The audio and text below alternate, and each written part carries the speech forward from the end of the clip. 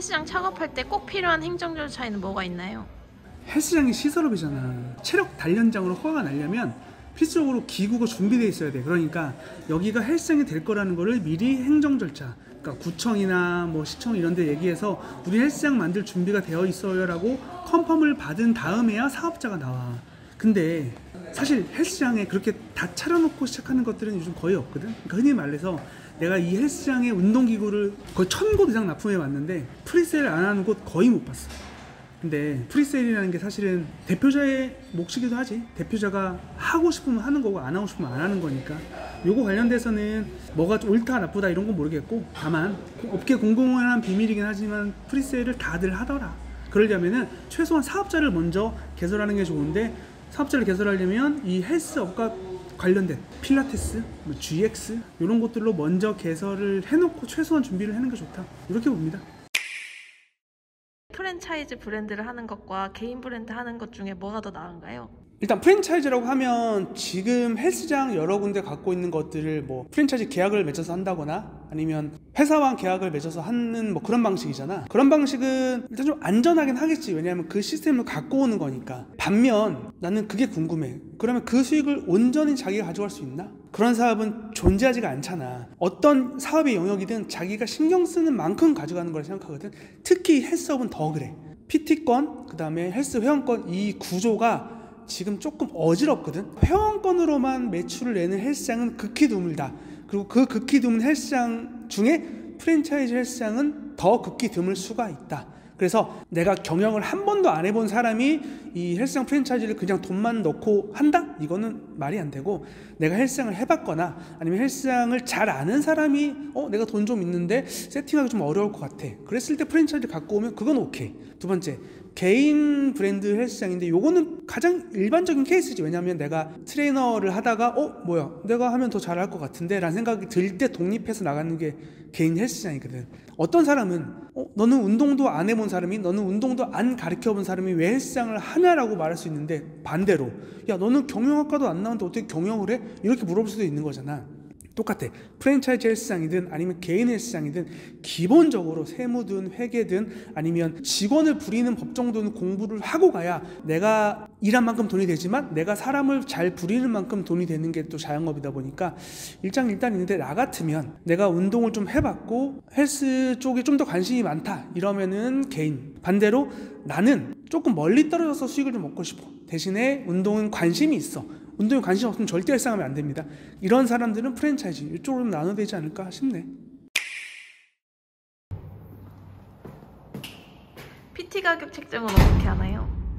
PT 가격이요? 내가 이 지역 상권이 예를 들어서 PT가 회당 5만원이다 그러면 그 상권의 그 금액을 준수해야 돼. 특별한 뭐 기술을 갖고 있거나 아니면 IFBB 프로다 아니면 내가 인플루언서다 이러면 가격이 좀 높아질 수 있는데, 사실 이거는 정말 특별한 경우거든. 보통은 트레이너들이 많다고 하면 그 트레이너들이 일반적인 금액을 갖고 있다고, 내가 예를 들어서 뭐 재활치료에 특화되어 있다거나 내가 물리치료에 특화되어 있거나 이렇지 않다면 결국은 나는 그 지역 PT 금액을 한번 확인한 다음에 그 정도 수준에 맞추는 게 낫다.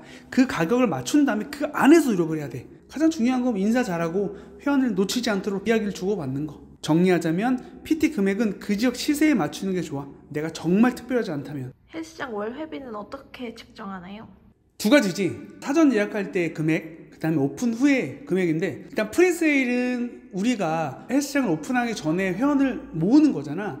그러니까 기본적으로 회원을 많이 모을수록 초기 자본을 돌리는 데 유리하기 때문에 처음에 금액을 좀 저렴하게 할 필요가 있어. 예를 들어서 프리세일 기간 동안에는 1개월권을 팔지 않아. 그래서 3개월, 6개월, 12개월권을 파는데 6개월 금액을 좀 높게 올리는 거야. 그러면 상대적으로 12개월 금액이 적어 보이거든. 근데 이게 유리한 게 뭐냐면 그 안에서 추가 세일을 할 수 있잖아. 예를 들어서 뭐 PT를 한다든지 그런 식으로 가격을 만들어내는 게 좋고, 오픈했을 때는 프리세일 기간보다 무조건 높아야 돼. 가격이 낮아지면 이거는 헬스장이 망한다는 징조야. 더 이상 내가 내세울 게 가격밖에 없다는 거니까. 그래서 가격을 책정할 때는 일단 주변 상권에 여기가 얼마다라는 거를 한번 파악한 다음에 그거에 맞춰서 우리 시설에 맞춰서 가격을 설정하시는 것이 좋다.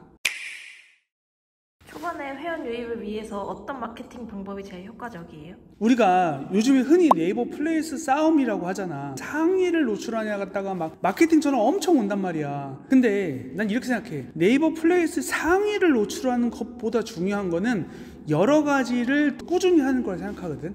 이 지역 기반 서비스잖아. 이 헬스장은 지역 기반으로 하는 서비스 중에 우리가 또 뭐가 있을까? 당근 있지.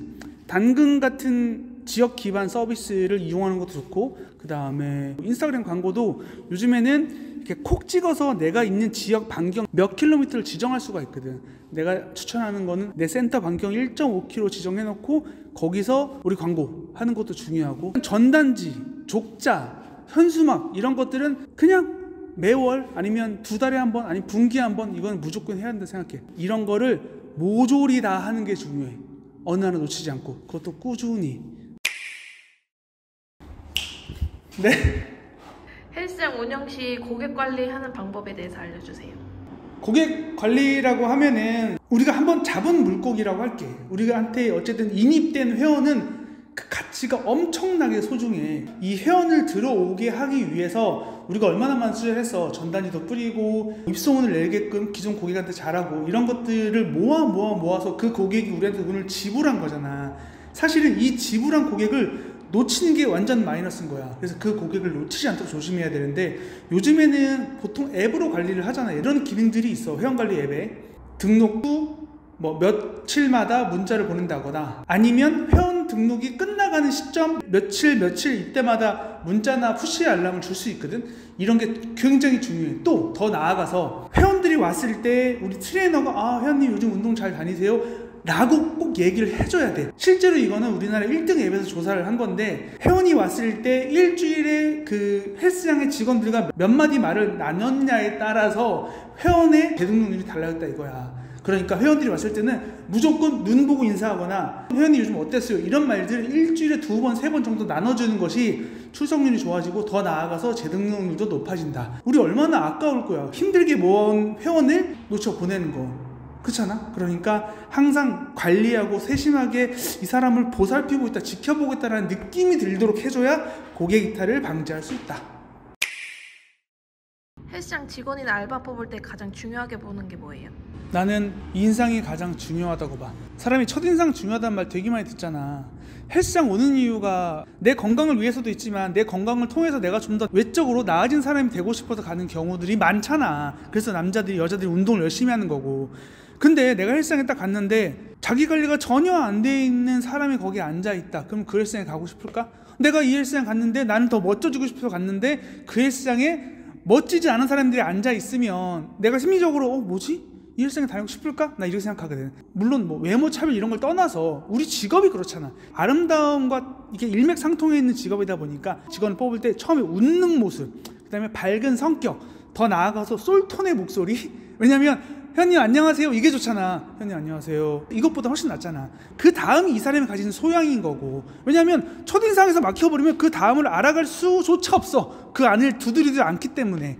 그래서 난 제일 중요한 건 첫인상, 밝은 미소, 뭐 솔톤의 목소리 이런 것들이 중요하고, 그 다음이 기본적으로 갖춰야 될 트레이너의 덕목인데, 사실 이 트레이너의 덕목은 요즘에 교육도 많고, 그리고 마스터 트레이너라든지 아니면 매니저급들을 채용한 다음에 교육을 시키면 되니까 난 그렇게 봅니다. 트레이너의 급여나 수익 배분 구조는 어떻게 해야 되나요? 기본적으로 그런 거 있어. 기본급 100만 원에 PT 수업료 5대5. 사실 이게 좀 애매한 부분들이 있기는 해. 4대 보험을 들어가느냐, 아니면 퇴직금을 주느냐, 아니면 3.3%를 하느냐, 여러 가지 것들이 복합적으로 운영되긴 하는데, 실질적으로 우리가 기본급 100만 원에 트레이너 비용 5대5로 하고 4대 보험 들고 퇴직금 주고 하면은 헬스장은 남는 게 없어. 그러니까 이 구조를 잘 짜야 되는데, 요즘에 그런 말이 있잖아. 트레이너 구하기 하늘의 별따기다. 근데 웃긴 건 반면에 트레이너들은 많아. 우리한테 잘 맞는 트레이너가 없을 뿐이야. 그래서 이 부분을 이 현장 상황에 맞게라고 해야 돼. 예를 들어서 서울 강남이나 아니면 뭐 요지처럼 트레이너의 수요도 많고 공급도 많고 트레이너의 양들도 많은 곳은 조금 낮게 단가를 책정해도 사람들이 오는 경우가 있어. 그런데 예를 들어서 트레이너가 구하기 어려운 지역이 있어. 흔히 말해서 시골이라고 할게. 시골은 인구도 많이 없을 뿐더러 그 인구 중에 트레이너를 찾기도 힘들겠지. 그러다 보니까 뭐 이런 경우가 있어. 부부가 트레이너를 한다거나 아니면 정말 내가 키워 애를 운동 잘하는 것 같은데 트레이너 한번 해보실래요? 라고 해서 키워서 트레이너로 쓰는 경우들이 있어. 이럴 때는 두 가지지. 정말 열정페이로 쓰게 하느냐 아니면 조금 급여를 높게 줘서 우리 센터에 붙잡아 놓느냐, 이 두 가지라고 봐. 요거 절대적인 기준은 없다고 보는데 우리가 흔히 아까 얘기했던 것처럼 100만 원에 5대5 요게 기본으로 가고 여기서 좀 밀고 당기고를 해야 되지 않을까 싶네. 헬스장 운영할 때 장기적으로 안정적인 수익을 얻기 위해서 어떤 전략을 펼쳐야 되나요? 장기적으로 안정적인 수익이라고 하면 내가 얼마큼 벌지를 한번 고민해 봐야 될 것 같아. 100평 기준으로 3천만 원 정도가 벌리는 것이 나는 기본적이라고 생각하거든. 그러면 100평 기준으로 안정적으로 회원수가 400명에서 500명 정도 돌아가야 된다는 소리거든. 그리고 그들이 월 5만 원씩 낸다는 가정하에 거기다 PT비를 좀 더하면 되겠지. 이렇게 생각하면 될 것 같아. 직원을 쓸 때 그 직원이 이달에 매출을 700 했네 1000 했네, 사실 이게 그렇게 중요한 건 아니거든. 왜냐면 그 1000의 매출을 하면 그 사람이 그 1000의 매출만큼의 퍼센티지를 갖고 가게 돼 있단 말이야. 물론 그렇게 급여 구조를 좋게 해서 양질의 트레이너를 데려오는 것도 중요하지만 결국 그들이 헬스장에 벌어다 주는 돈이 없이 결국 그들이 나중에 벌어둔 돈들이 눈덩이로 불어나서 퇴직금으로 돌아온다? 그러면 업주 입장에서는 굉장히 힘든 일이 되거든. 실제로 노동법이나 아니면 노동부 뭐 싸움 이렇게 갔을 때 업주가 이기는 경우는 거의 없어. 나는 안정적인 수익 구조를 헬스장에 만들기 전에 안정적인 급여 구조, 공평하게 물론 할 건데 안정적인 트레이너와 업주 간의 급여 구조가 만들어져야 된다 생각해. 나는 그거에 앞서서 가장 중요한 거는 트레이너의 기본급을 높이고 PT비를 좀 낮추는, 퍼센트를 낮추는 것이 트레이너 입장에서도 내가 PT 영업에 목매지 않아도 되고 이 전체적인 회원 관리가 기본적으로 생각하게 되거든. 그러면 헬스장의 대표도 트레이너도 정말 우리 회사처럼 다닐 수 있지 않나. 그게 선행되어야 된다 생각해.